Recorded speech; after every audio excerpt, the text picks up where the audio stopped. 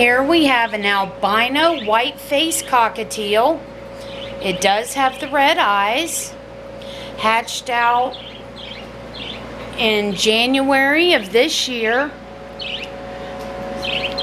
Little skittish, but very friendly, not bitey. Huh, buddy? Yeah. This is our last cockatiel of the season.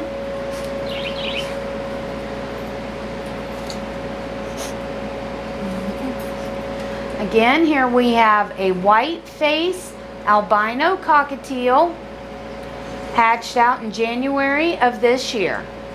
If you would like any more information on this bird or any of our other birds, please like our page on Facebook at Corbett Birds, or you can look at our website at www.corbettbirds.com.